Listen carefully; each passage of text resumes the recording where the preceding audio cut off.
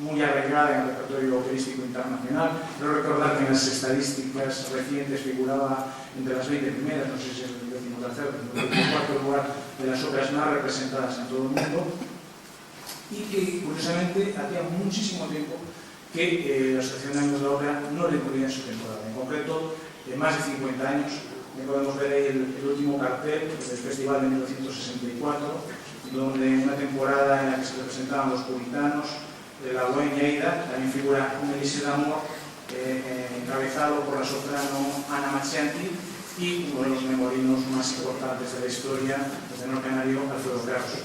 Así que ya sabes, Miguel, que recoges el testigo del tenor canario, no sé si supone el problema porque su hija es mi agente, así que lo tengo todo controlado. No supone responsabilidad extra, ¿no? Digamos que es un honor, ¿qué va a ser? Es un honor. Entonces, yo creo que este papel aquí, pues un honor. Escuchamos al inicio mientras estamos tomando asiento, una grabación histórica de Enrico Caruso cantando La furtiva lágrima. Digamos que La furtiva lágrima constituye un poco el más grande de esta ópera de Donizetti. Y yo creo que sería una idea interesante que intentáramos valorar el Elixir de Amore no tanto como la ópera de La furtiva lágrima, sino la ópera que también tiene La furtiva lágrima. Es una de las grandes obras maestras del género. Y si bien hace 10 días aproximadamente estábamos aquí ponderando la figura y la producción operística de Benjamin Britten, pues hoy no podemos hacer menos que valorar en su justa medida a uno de los grandes maestros, los grandes compositores de ópera de todos los tiempos, que es Gaetano Donizetti. Un compositor que, hay que decirlo, por ciertos sectores muchas veces un poco infravalorado, y es cierto que un compositor que tiene un catálogo tan amplio que abarca aproximadamente 70 óperas, a las que habría que añadir incluso más de 20 que no llega a terminar, pues indudablemente pues, tiene una producción un tanto desigual, con títulos de todo tipo, pero que tiene joyas que figuran en el repertorio operístico con mayúsculas, como puede ser este Elixir de Amore, el Don Pasquale, por qué no las Tres Reinas, Ana Bolena, María Estuardo, Roberto Alberé, por supuesto la Lucia de Brandenburg, Lucrecia Borges. Un compositor que evidentemente no estamos ante un autor que sea rupturista, que sea un transgresor, pero que sí reúne dos de las cualidades, yo creo, más importantes de los géneros musicales. Que es, por un lado, establecer sus raíces más profundas en lo mejor de la tradición, en este caso operística, el bebe de las fuentes fundamentalmente de su maestro, Simone Maer, y sobre todo de la figura dominante del panorama operístico en aquel momento, que es Joachim Rossini, del que sobre todo va a copiar esa escritura vocal y las estructuras formales, adoptar los modelos estructurales de aria y de conjunto, números de conjunto de Rossini, y lo podemos ver plasmado perfectamente en esta ópera, pero va más allá, es decir, va más allá de esta síntesis y hace aportaciones definitivas al género. Entre ellas, una caracterización de los personajes fantásticas, un melodismo extraordinario, que es uno de sus distintivos, y sobre todo, para lo que nos interesa en nuestra ópera, introduce un elemento como ese elemento, digamos, melodramático, ese estilo sentimental expresivo, que va a hacer que la ópera bufa, a partir del Elixir de Amore, va a ser completamente diferente a la ópera bufa que venimos escuchando con el siglo XVIII y sobre todo las otras bufas de Rossini. El Elixir de Amor es una ópera que se estrena el 12 de mayo de 1832 en el Teatro de la Cannoniana en Milán y es producto de un encargo que le hace a Donizetti el empresario, el director del teatro, Alessandro Lanari. Alessandro Lanari se ve en la necesidad de suplir un encargo fallido de una ópera bufa para la temporada de primavera del Teatro de la Cannoniana y, que mejor que piensa, pues, uno de los compositores del momento, junto a Bellini, que es Gaetano Donizetti. Gaetano Donizetti, por su parte, acepta encantado el encargo porque acaba de tener un rotundo fracaso con su Hugo Conte di Parigi, precisamente en esa ciudad, y ve una oportunidad estupenda para resarcirse de ese fracaso que obtenido en la ópera. Para ello, además, cuenta con el libretista italiano más famoso, que es Felice Romani, es el libretista asociado sobre todo a casi todas las óperas de Bellini, algún título de Rossini como el en Italia, y que escribe también para Donizetti 7 de sus libretos, entre ellos Anna Bolena y Lucrezia Borgia.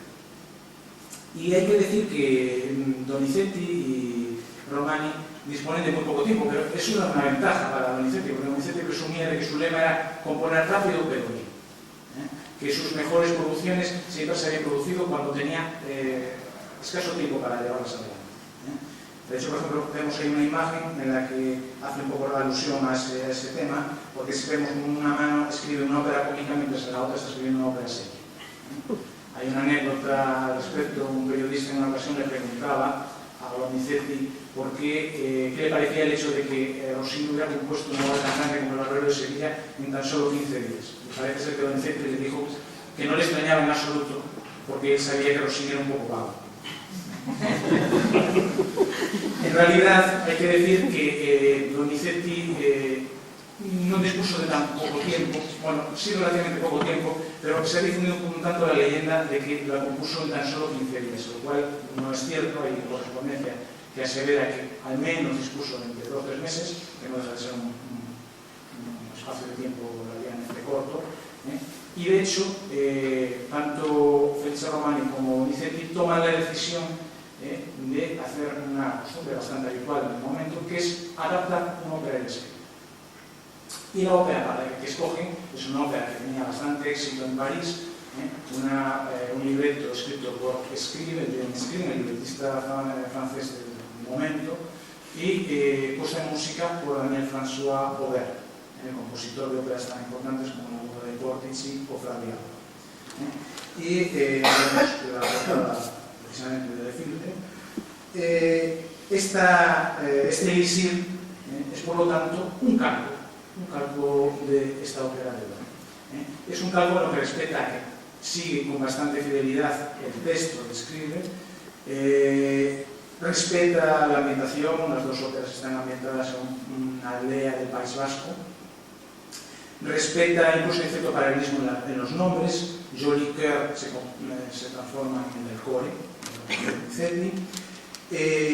Incluso puede encontrar hasta un guiño en el filtro de amor, que en las dos óperas es una botella de vino. En el caso del Le Filtre es, curiosamente, en una ópera francesa, un vino italiano, el Lacrima Christi, un vino napolitano, y sin embargo la ópera de Donizetti va a ser un Burdeos francés, ¿no? Pero si decíamos que hay un paralelismo muy libreto, un paralelismo casi idéntico en la estructura musical, hay elementos diferenciales muy importantes. En primer lugar, el ingenio, la fantasía que tiene el libreto de Donizetti, y en segundo lugar, la música, el libreto de Romani, y en segundo lugar, la música de Donizetti. Una música, como decíamos antes, aporta ese estilo expresivo inédito hasta el momento, y que se concreta sobre todo en 3 fragmentos que no figuran, estos sí no figuran en la ópera de Aubert, que son La furtiva lágrima, el Adina Credmi y el Prendi Clemence. Yo en este momento quizá le lanzaría la pregunta a nuestro director musical, precisamente de cuáles son las cualidades que él resaltaría de este Elixir de Amor, y también me gustaría, sin una curiosidad que tengo, qué diferencia se encuentra a la hora de dirigir una orquesta, una obra seria de Donizetti, como es el caso del año pasado de la Lucia, y en este caso el Elixir de Amor. Así de sopetón.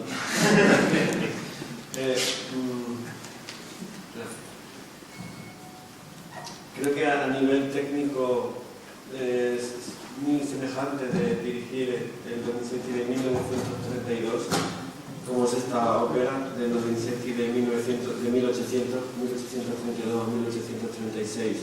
El Donizetti posterior es un Donizetti, creo que le realza más la importancia de los recitativos. Sus recitativos son bastante más largos y quizá un poco más complejos. El recitativo de Elixir de Amor es más corto, es como que todo lo que dice lo dice de otra forma, lo dice más de forma lírica, y sin embargo el recitativo en el 1836 bastante más largo, porque quizá también la historia es más larga. Esta historia de Luisín, no digamos que no deja de ser una historia un poco simple, entre comillas, ¿no? Es más corta, y la otra historia, la Lucia, otras historias suyas son más largas, tiene que contar más. Entonces, cuanto más tienes que contar, pues el compositor de la época necesita de un recitativo, creo que mayor. A nivel de dirigir, creo que para mí es un poquito más compleja la Lucia, ¿no? Precisamente por eso, por la complejidad y por la longitud de los recitativos. Pero creo que es un autor que escoge sus normas de lenguaje, de escritura, y puedes aplicar prácticamente todo en todas sus óperas. No es muy diferente. Es un autor, a tu primera pregunta que decías, que me gusta mucho en cuanto a cómo utiliza la retórica musical, es decir, y la retórica barroca. O sea, el hecho de transmitir con la música lo que está ocurriendo en la historia desde el primer momento que aparece cada personaje. Y eso creo que es de los mejores autores que lo ha hecho siempre. Es como un autor de música de cine. Ves una imagen, o mejor oyes un sonido, y ya sabes quién va a aparecer. Entonces en esta ópera él es un gran transmisor de imágenes antes de que aparezcan incluso los personajes. Tú sabes que va a aparecer Belcourt, porque es un militar. ¿Cómo lo sabes? Porque él, mediante los medios compositivos musicales que tiene, mediante sus herramientas de la época, no olvidemos que es el principio del siglo XIX, no estamos en el siglo XXI. ¿Qué medios tiene? Perfectamente tú ves a los personajes. ¿Cómo ves a un militar con un tambor? Pues él introduce el tambor nada más pasar, que parecen nimiedades, cosas que no son insignificantes, pero que son muy importantes y que tienen que ocurrir con una mente privilegiada, como era la suya, ¿no? Y en poco tiempo, como decía Carlos explicando esto también, ¿no? En poco tiempo, en muy poco tiempo. Y tú oyes la intervención de Dulcamara y sabes por la música que es soberbio, potente, un poco chulete, porque con esos acordes tan contundentes, con ese acompañamiento que tiene, y dices, es que no puede ser de otra forma, solo puede ser él. Y oyes el lirismo, lo melodioso de la intervención, la primera intervención de Nemorino. Es una persona, pues es un poco entre que está tontizo enamorado, que está por ahí un poco así, ¿no? Y oyes a Dina y es un poco igual, pero como más segura y con ese tinte de mujer que sabe que le gusta pero y que va a jugar un poco contigo. Ya que está aquí también Eva, aprovecho. Y aparece Janeta, que es la coqueta del pueblo, la cotilleta, que la hay un poco callada acá, ¿no? Entonces, cuando aparece, esa retórica barroca que utiliza de decir con la música lo que está ocurriendo en la historia, ¿cómo lo hace mejor? ¿Qué hace una cotilla? ¿Cómo habla? Bajito. Bajito. Entonces, está cotilleando a todo el mundo y le está diciendo, por favor, piano, silencio, pero esto lo estoy diciendo así bajito. Entonces, me parece que es un compositor que las obras que he estudiado de él, las que conozco y la música que conozco de él, es un perfecto transmisor del mensaje. Es un grandísimo conocedor de las sensaciones humanas, por supuesto de lo que acontece, pero un gran conocedor de la técnica compositiva dentro del tiempo que tenía.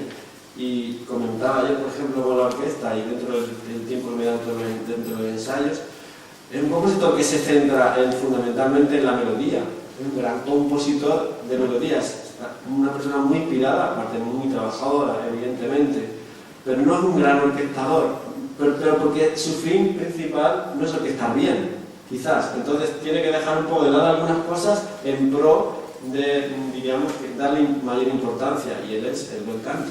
La melodía por la melodía. Si hay que sacrificar alguna cosa, le ocurre evidentemente que en muchas ocasiones hay problemas orquestales. No suenan cosas que tienen que sonar, pero es imposible casi que suenen, porque la orquestación es la que está muy cerquita de Bellini y un poco también de Rossini. Verdi, el gran impulso fundamental que da, el gran paso es que la orquestación de Verdi está muchísimo más cuidada y puede transmitir todo, digamos que mejor. Y ya que hemos dado paso, un minuto solo si ya no voy a hablar, ¿no? Como estoy hablando un poco con esto de la retórica y me preguntaba por los personajes, ¿no? Y comparando con el año pasado la Lucia, esto, ¿no? ¿Se acuerdan de la Lucia del año pasado, el arpa, verdad? El papel tan importante que tenía, que era un instrumento que le gustaba mucho a Donizetti. ¿Recuerdan qué número hacía? El número de la fuente. ¿Y la fuente qué es? Agua. ¿Qué mejor instrumento para representar el agua que corre y se va, desaparece en el instante, que el arpa, que es el instrumento que más rápido puede ejecutar un arpegio? Otra nota hace así, todo el mundo tiene la imagen del arpa, ¿no? Hace así, y aquello es muy rápido, pero es muy instantáneo. Pasa, no tiene el sostenuto de los instrumentos de viento, ni del piano, porque no tiene ni el sostenuto del piano, no tiene el aguante, entonces es todo huye muy rápido de la música, ¿no? Entonces eso es el agua. Solo en un número utiliza el arpa Donizetti aquí, en el número del agua, porque la lágrima es agua, y como es furtiva, pasajera. Entonces ese es el mejor medio de representación de expresar con la música lo que está aconteciendo. Y en eso, pues, brillante con los medios que tenían en esa época. Disculpa, Carlos. Si te contigo en cualquier momento. Bueno, precisamente estamos hablando de la obra de Aubert y de Scribe, y yo quería que pudiéramos escuchar, comprobar un poco la diferencia de cómo plasma Aubert ese filtro de amor y cómo lo escribe, cómo lo plasma musicalmente Donizetti. Y la verdad es que no existe ninguna grabación de esta ópera, es una ópera, la ópera francesa, me refiero a Aubert, que tiene un éxito tremendo, pero que alrededor de 1860, con más de 250 representaciones, pues desaparece totalmente de la escena. Recientemente creo que en la ópera de Marsella, en una de sus grandes salas, han hecho como una especie de mini representación, un intento de recuperación, pero es una ópera que ha desaparecido completamente. Entonces yo me he atrevido a hacer un experimento un tanto casero, con la colaboración de una joven soprano, Anaís Fernández, estudiante de canto del Conservatorio Superior de Música de Vigo, y hemos grabado un trozo de la balada de Teresín. Teresín sería el equivalente a la Alina, y vamos a escucharla sin solución de continuidad, un fragmento de esa balada que escribe Aubert, y cómo plasma musicalmente Donizetti ese mismo momento de la acción con la cavatina de Alina. Lo sitúo brevemente. Alina, que es digamos, la acomodada granjera, la persona cultivada del pueblo, está pasándose la pipa leyendo la leyenda de Tristán y Isolda, y los campesinos, que ven lo bien que se lo pasa, le piden, por favor, a ella que les lea un poquito, que les narre un poquito de la historia. Entonces, vamos a escuchar brevemente un fragmento, y luego comentamos un poco qué nos parece la diferencia un poco entre las dos perspectivas.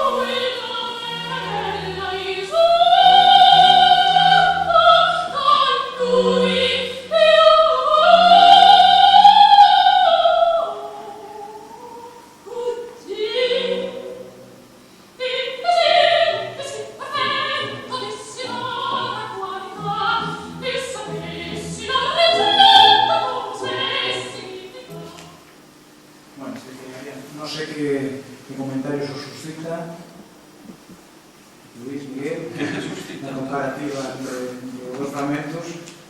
Bueno, la soprano que ha cantado primero es muy bonita. La verdad, enhorabuena, bueno, de mi parte, no sé qué opinará. Realmente yo creo que se puede apreciar muy bien la diferencia de lo que es el planteamiento de una ópera cómic, aunque realmente no es una ópera cómica al uso porque no tiene diálogos, y de hecho se estrenó en la ópera de París, pero podemos ver una estética muy diferente, mientras que la ópera de Donizetti tiene esa, como decía antes, ese melodismo que te cautiva, que te engancha desde el primer momento, ¿no? Con ese ritmo de vals, ¿no? como descubriendo la música, ¿no? Porque realmente, además en este caso, la melodía la tiene la orquesta, que no la tiene en principio Adina, ¿no? Sí, de hecho es como una especie de dos melodías, la melodía de la orquesta y la de Adina, las dos se van, sí, porque la orquesta está acompañando general, pero los violines primeros y los chelos dan esa melodía tan bonita, muy de vals, efectivamente es un vals. Bueno, tenemos ahí, vamos avanzando un poquito, el reparto original del estreno de esa ópera. He señalado ahí entre paréntesis, con asterisco, un hallazgo, digamos, porque cualquiera que busque este reparto en internet, en determinadas fuentes bibliográficas, se encontrará que el core que figura es el nombre de Henri Bernard Dabadie.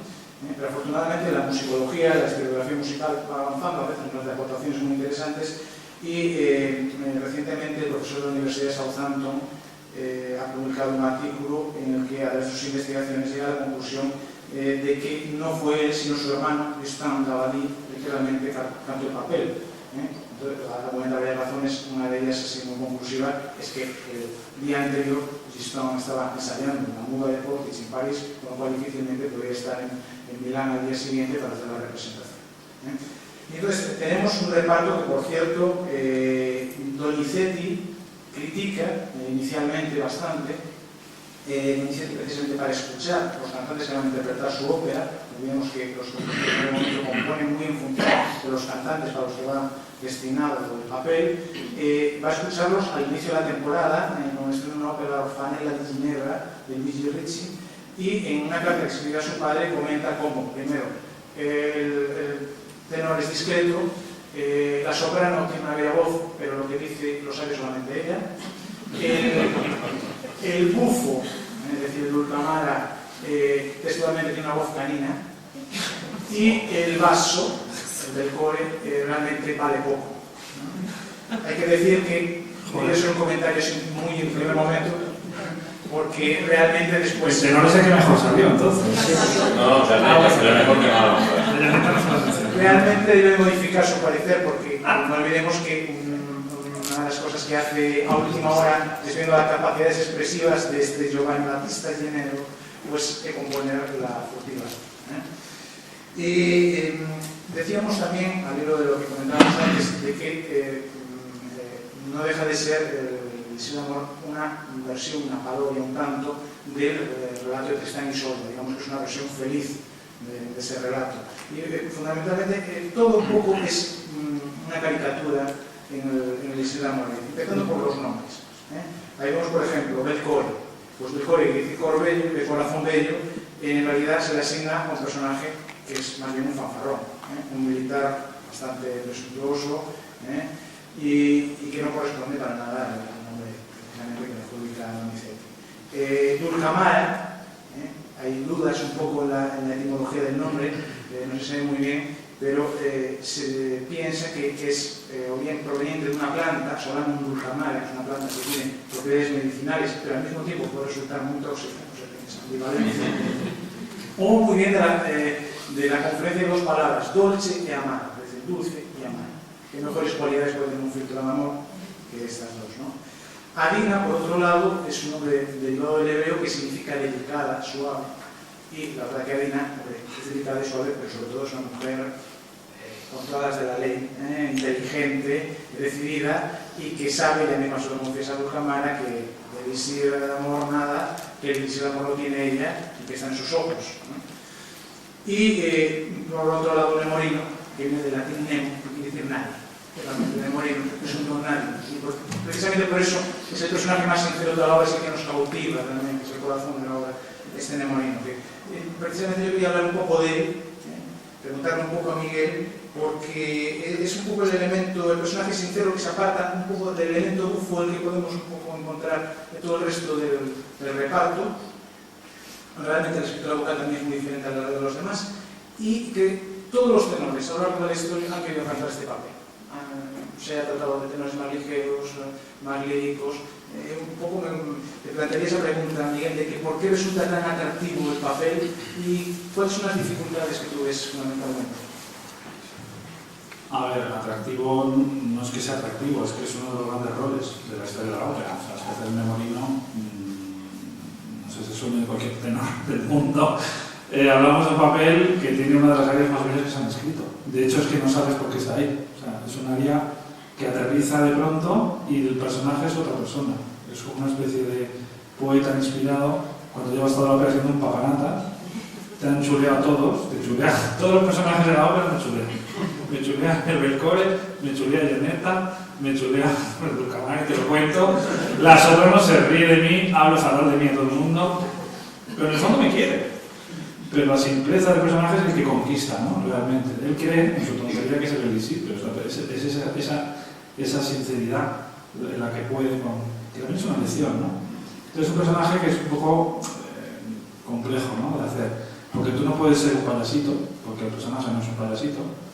Tienes que ser un poco tímido, tienes que ser un poco endeble, tienes que ser un poco... O sea, un personaje muy distinto del colegio de Edgardo, lo hablábamos antes. Aunque los dos son dos pavanatas, porque los dos los usan las mujeres y los utilizan para el antojo. Y aunque la Lucia es como más endeble, pero en el fondo también utiliza un poco el gardo, ¿no? Y le frena siempre para que cumpla sus objetivos y es el final de su historia.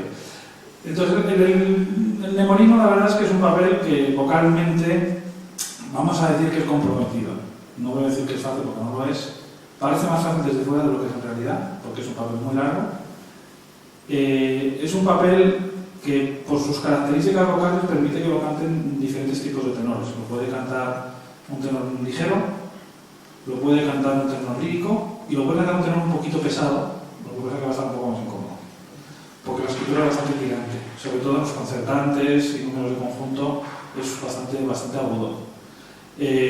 Y la obra es pues una obra que es lucida sobre todo por las arias, pero el resto de la obra estás cantando todo el rato y no es realmente tan lucido. Es un papel pues, que es muy teatral también, que pues es muy ameno. Pero quizás eso dificulta más que con una extensión, que yo creo que llega al la, ¿no? No, llega más a ver. En la furtiva tiene si bemoles y bueno, hay opures que llegan al do, o sea que son tesituras, es un tema con licencia opuro. Pero sobre todo yo creo que digamos que la dificultad radica más que nada en el matiz que necesita, ¿no? Es un personaje muy complicado en ese sentido, ¿no? Tiene que tener muchos recursos el cantante para hacerlo bien, pues terminarlo. Es un poco... Pasa que es un papel que exige muchos matices porque tienes que dar pues, toda esa riqueza del personaje, ¿no? De la candidez, el enamoramiento, las dudas, y todo eso se consigue con la voz haciendo pues, matices en todo momento.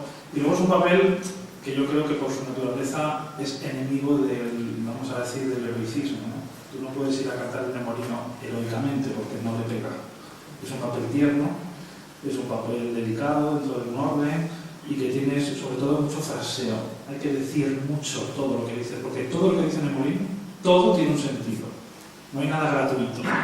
Hay otras óperas que, bueno, pues que tienes ahí unas parrafadas tremendas.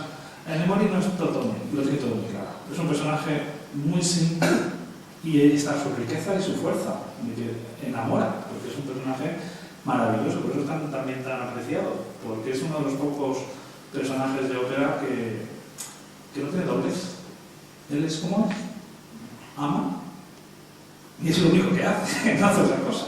Está toda la ópera muerto de amor por la ópera, no quiere más. Él quiere quererla y se muestra como tal la diferencia de los otros, ¿no? Sí, ese es el contraste. Todos le manipulan, el pobre va dando tumbos toda la obra, pero hay una cosa que tiene clara. Y no lo duda. En ningún momento, no hay ni un solo momento. Él duda si que quiere.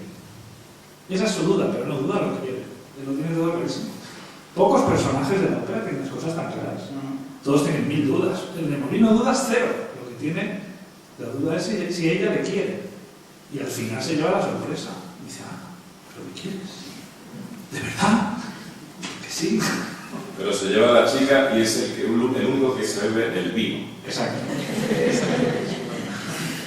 Bueno, pues precisamente un poco para ilustrar este personaje, vamos a escuchar La Cavatina, que es un momento realmente genial, yo creo que dentro de la ópera, porque, primero, altera un poco digamos, la tradición de que el coro sea el que haga la introducción. Es verdad que la hace el coro, pero interrumpe esta cavatina de Nemorino, y es genial porque en 2 minutos solo caracteriza perfectamente a la persona.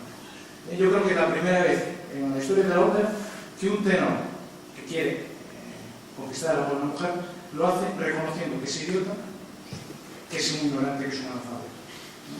Y queda plasmado con esta maravillosa cavatina que es Juan de Verdi, y que vamos a escuchar en una versión histórica, por otro lado, del año 1967, una función magnífica en Florencia, con un reparto increíble, encabezado por Carlo Bergonzi, a su lado Renata Scotto, Giuseppe Taddei, bajo la batuta de Andrea Cavazzeni.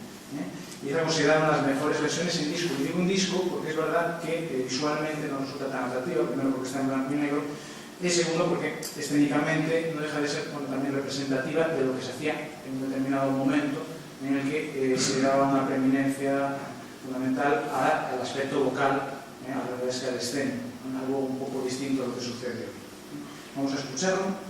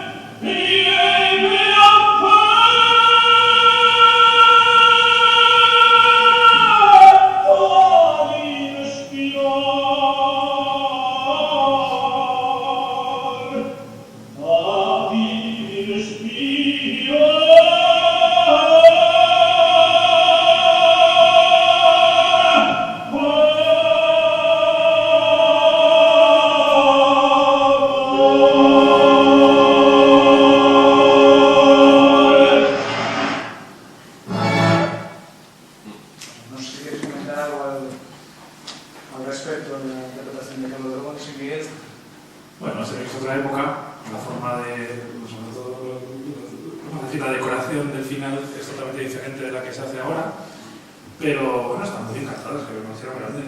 Yo, vamos, con un gran admirador, no lo pude conocer en persona, pero no soy un gran admirador de su forma de cantar. Que ha muerto recientemente. Sí, ha muerto hace poquito.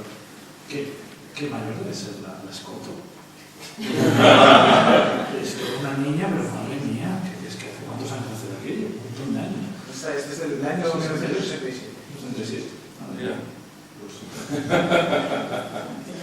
Bueno, vamos a abordar ahora otro de los papeles fundamentales de la ópera, uno de los pilares, que es el Dulcamara. El Dulcamara, que este sí sigue la línea de los grandes roles bufos, equiparable, podemos decir, quizá al Fígaro del Barrio de Sevilla, y que tiene un momento estelar con esa cavatina, que realmente, normalmente la cavatina hace referencia a un momento de presentación del personaje que suele ser relativamente breve, pero en este caso tenemos una cavatina extensísima, que tiene todo, recitativo, parte melódica, estreta, canto silabato, declamado, es decir, necesita un cantante, actor, que dirían los italianos, y que consta nada menos que de 80 versos en los cuales aparece la figura del charlatán,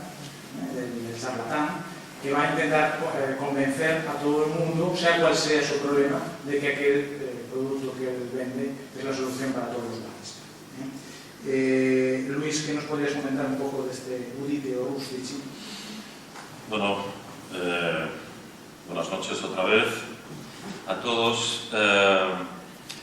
Vamos a ver, Dulcamara creo que es uno de los... yo creo que es el bombón de esta ópera. Con todo respeto a todos los colegas, pero sinceramente creo que es el bombón de esta obra, porque es el caso increíble que, siendo tan perverso como puede llegar a ser Dulcamara, se hace querer. Porque en el fondo yo creo que Dulcamara tiene algo que a todos yo creo que nos va a sonar muy conocido, que es esa capacidad que tenemos todas las personas de quedarnos embobados cuando alguien nos dice muchísimas cosas, no entendemos absolutamente nada y nos convencen que esto es así. Seguro que a ustedes les suena esto de los políticos hoy en día. Bueno, pues eso es Dulcamara.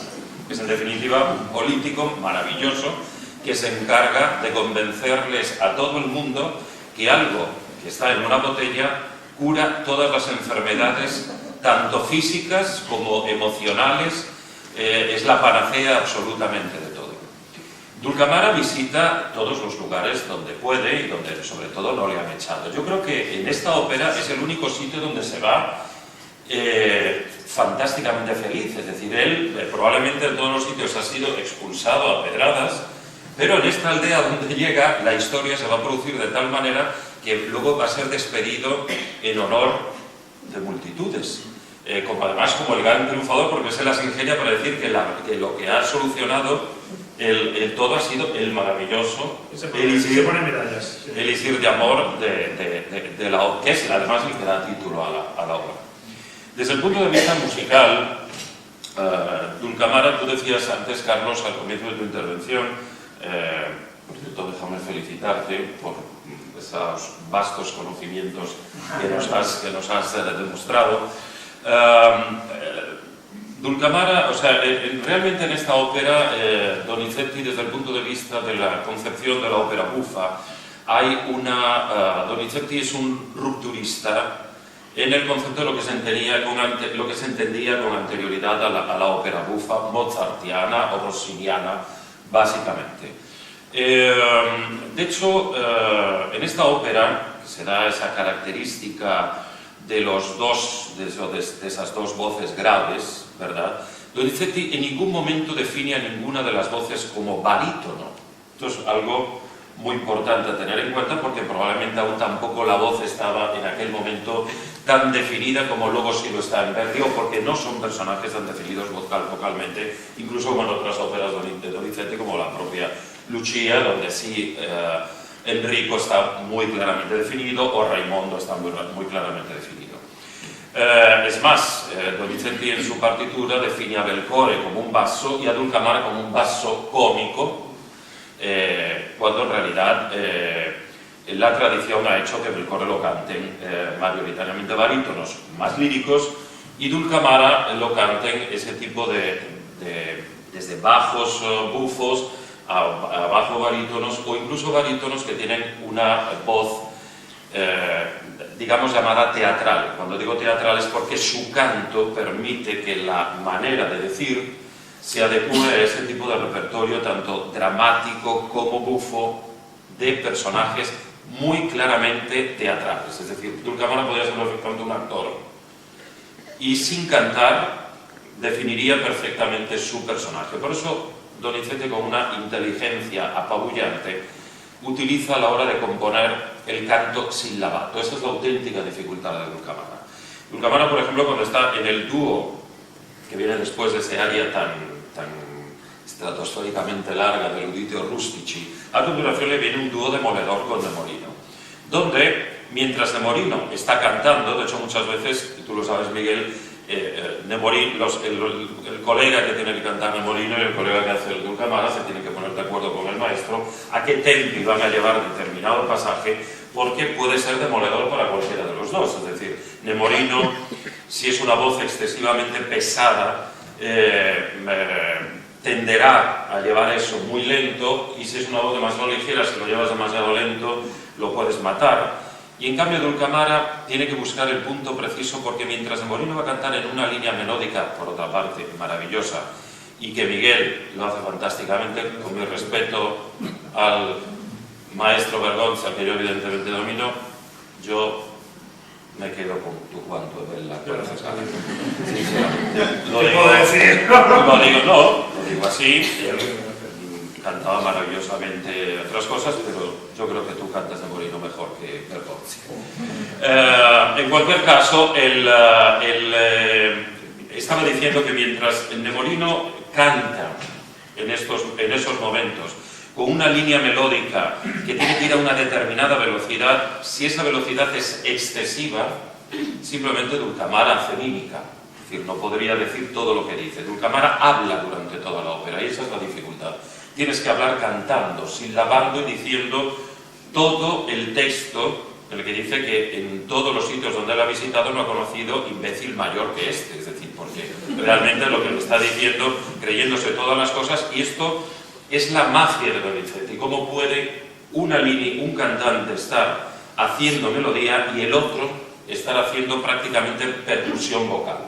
Que es lo que en este caso hace Dulcamara. Y sucede, luego se repite en el gran dúo de Adina y de Dulcamara. Se vuelve a repetir la misma dinámica. Adina, la parte melódica, y Dulcamara, el silabato. Es evidentemente un bombón, porque es un papel maravilloso de interpretar desde el punto de vista teatral, donde permite al artista sacar los recursos que pueda tener desde el punto de vista interpretativo. Y luego, desde el punto de vista vocal, nadie cree que es un personaje fácil, no lo es, porque cantar en el silabato es enormemente difícil, porque corres el riesgo de perderte completamente sobre la línea melódica de la orquesta, es decir, porque la orquesta va haciendo melodía.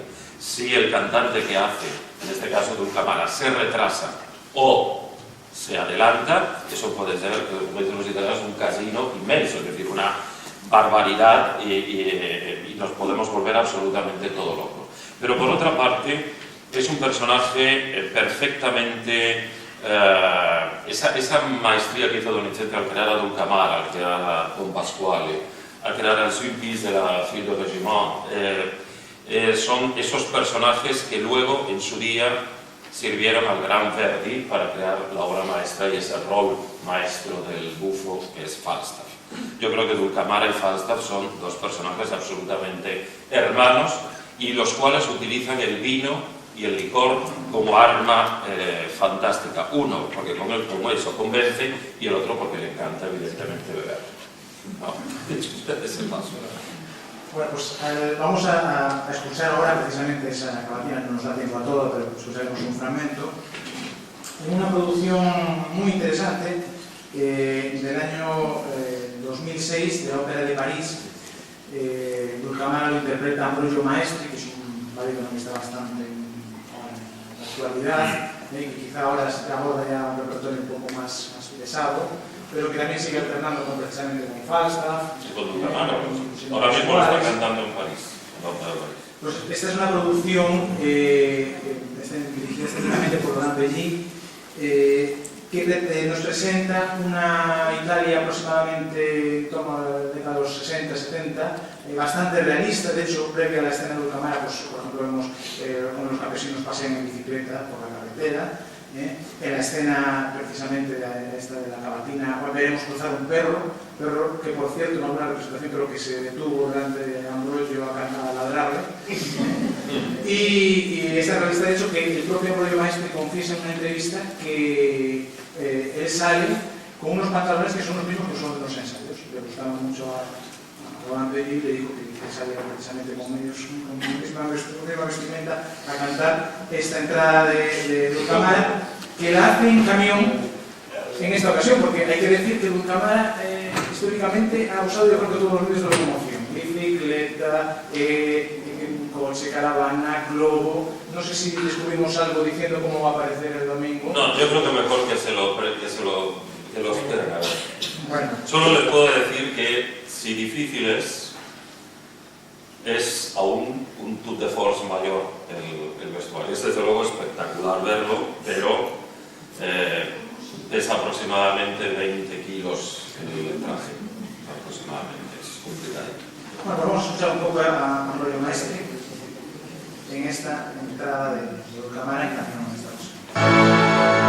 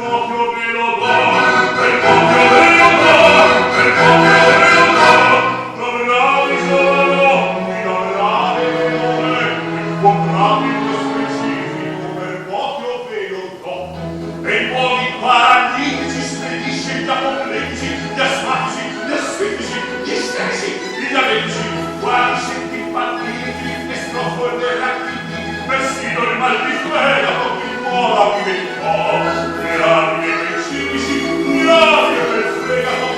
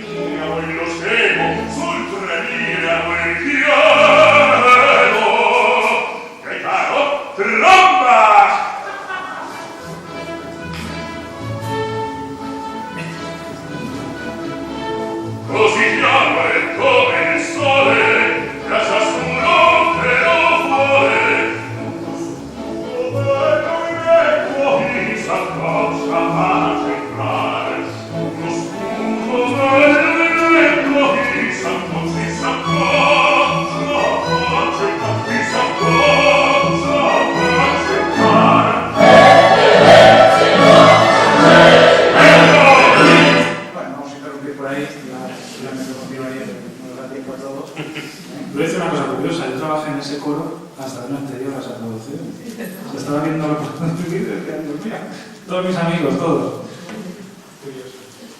Bien, otro de los papeles importantes, por supuesto, es el del core, que, como decíamos antes, representa ese fanfarrón, que papel, como comentaba muy bien Luis antes, está previsto para un vaso.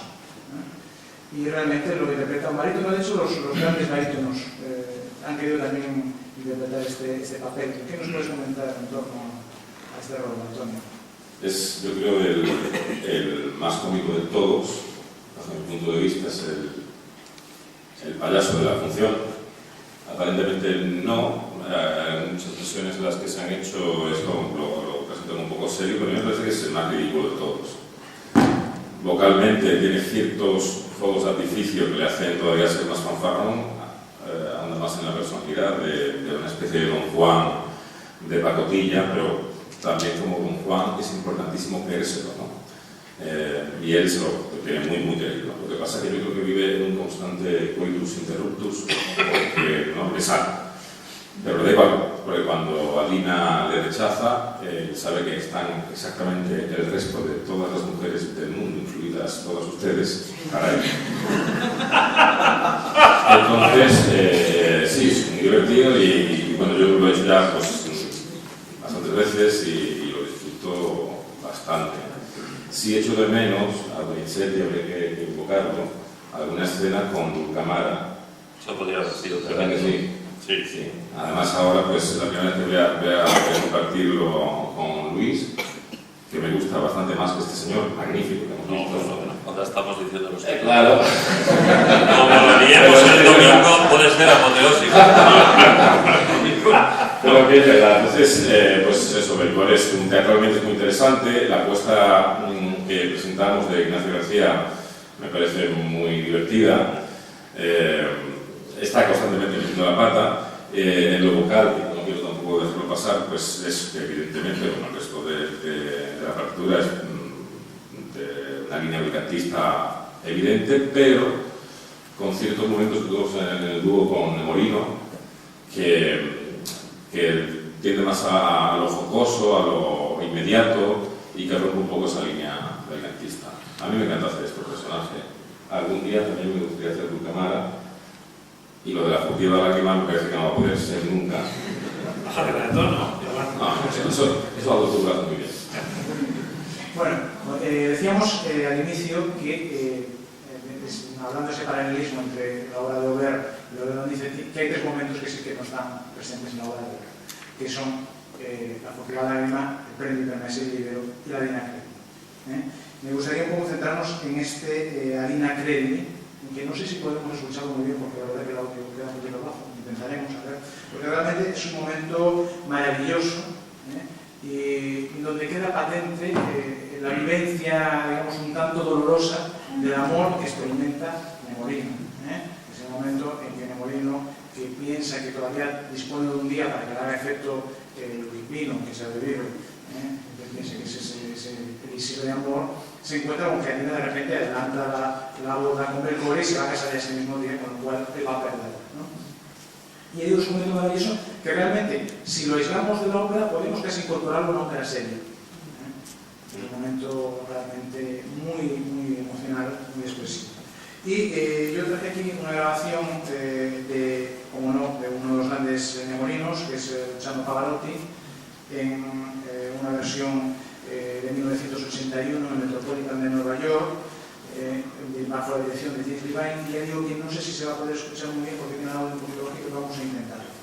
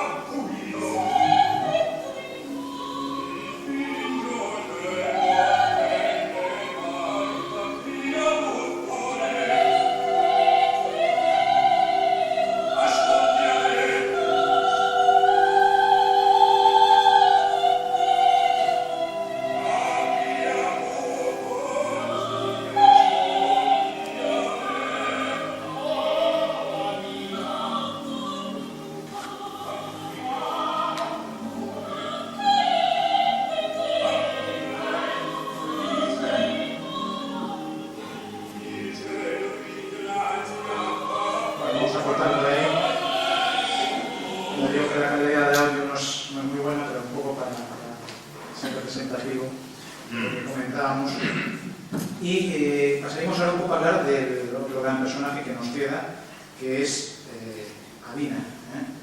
Adina, una soprano en la línea del... Perdón, que me he ido.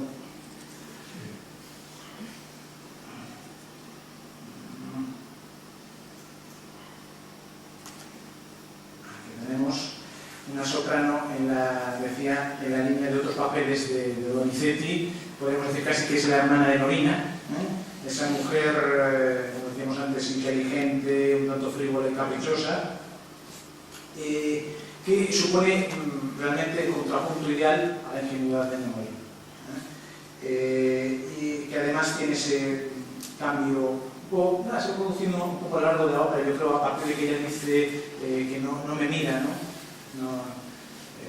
empieza a percibirse un cambio en la actitud de Adina, que finalmente, uno de los elementos también que se diferencia perfectamente de la ópera bufa, que es que aquí el final no se produce por un golpe del destino o porque de repente se solucionen unas situaciones de enredo bastante complejas, sino que simplemente es porque la sinceridad de ese amor que tiene Nemorino, que expresa Nemorino, cautiva finalmente y convence a Adina. Eva, ¿qué nos puedes contar un poco de las características de este papel para Sofía? Pues sí, bueno, no es mi papel en esta ocasión, pero sí lo conozco perfectamente, lo he cantado hace bastantes años. Es un personaje pues con ese carácter prepotente, ¿no? Se puede decir de alguna manera, y que al final pues ese corazoncito es cautivado por Nemorino. Le cuesta, ¿eh? Le cuesta, sí, le cuesta. Además, ella no está acostumbrada a que pasen de ella. Entonces, en el momento que ve que Nemorino siente indiferencia por ella, es lo que realmente le hace que saltar, ¿no? Ese cambio que comentaba Carlos, ¿no? Se produce en ella. Ese cambio de actitud que empieza a prestar atención, ese chico que realmente quizás detrás de esa apariencia de inocente y tonto hay algo mucho más importante, ¿no? Para ella, que está fuera de la frivolidad a la que ella está acostumbrada.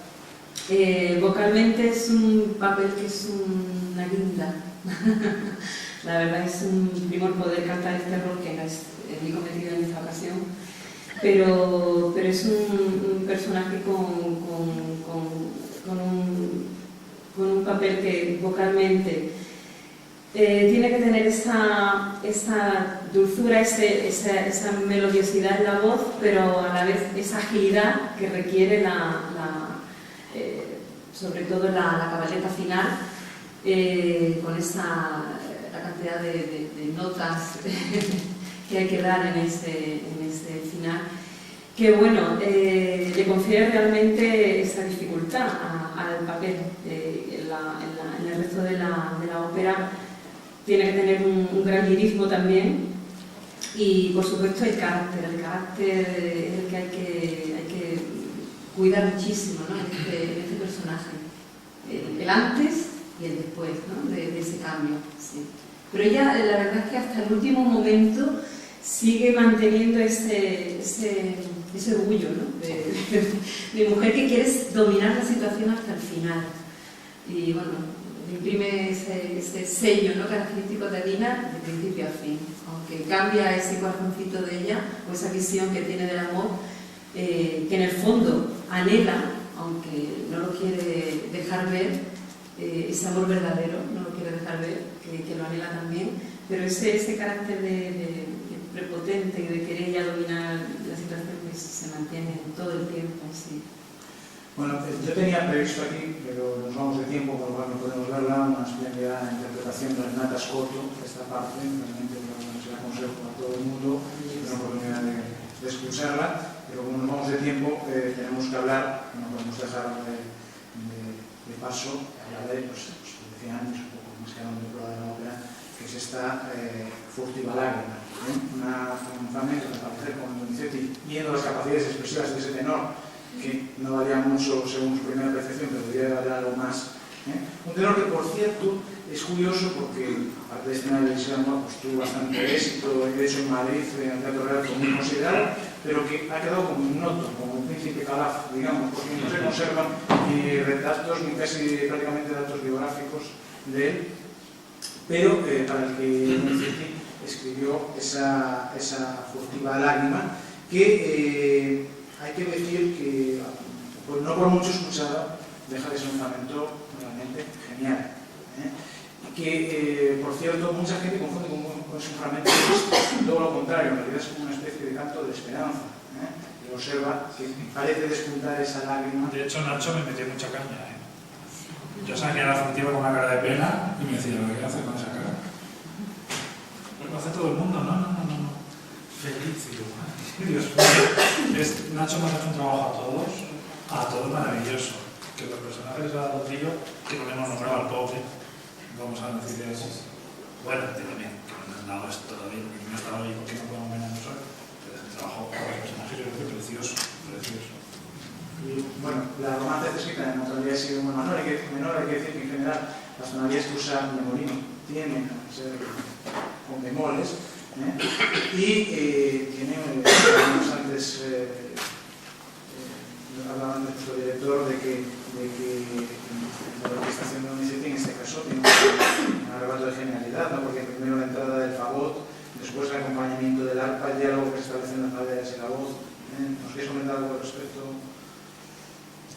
Es un poco lo que decía antes, pero sí es un número que por su delicadeza, creo que la mejor orquestación en este caso es la que pone. Creo que lo piensa y dice, ¿qué otra mejor orquestación que el arpa sola acompañando por el pizzicato en la cuerda? Ya saben ustedes que el pizzicato en la cuerda es cuando se pellizca, no se toca con el arpa. Entonces, para que haya mayor uniformidad al arpa que se toca pellizcando, se le acompaña toda la orquesta pellizcando, y únicamente cambian al arco cuando dice mamá, me ama.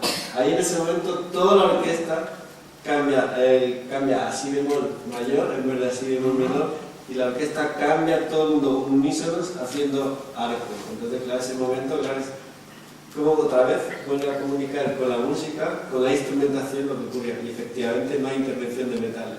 Es diálogo de madera con solista y la orquesta acompañando el pizzicato o el arco según el texto, y el arpa deja de tocar en ese momento de no, y solo está tocando en la tonalidad menor, diríamos. Pero además, la introducción del fagot también es un poco bastante original, ¿no? Porque suele confiarse más bien esta entrada de las áreas a lo boer con inglés.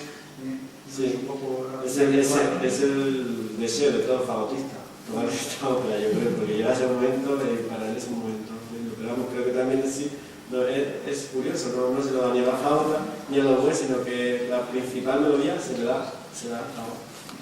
Vamos a escucharla aquí, y he procurado escapar un poco, bueno, se me ha ido el vídeo, pero ahora lo recuperamos. He tratado de huir un poquito de las versiones convencionales.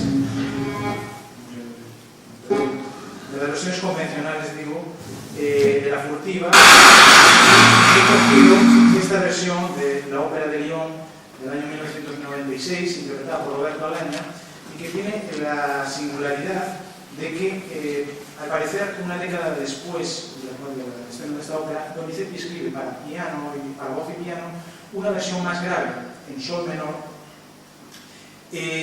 con variantes en la segunda estrofa. Y posteriormente Alberto Zelda, en su edición crítica de la ópera, realiza una orquestación de la misma. Y esta es la que interpreta, pero no la interpreta en la tonalidad grave, sino que la interpreta en la tonalidad original. Sin embargo, la grabación que se hace a partir de la ópera sigue en esa versión, sí que figura en sol menor, en este caso sigue en sol menor, pero digamos que para los que estamos acostumbrados a la versión tradicional un poco de la furtiva, pues nos suena un poquito raro. Vamos a escucharla y después intercambiamos un poquito de opiniones.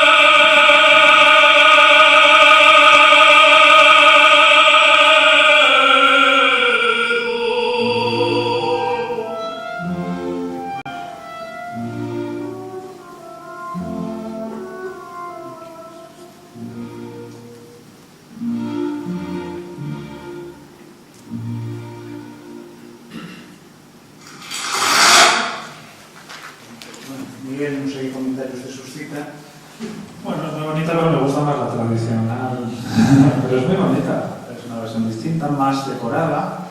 Luego en la parte más aguda, pues no, mantiene más la tesitura central.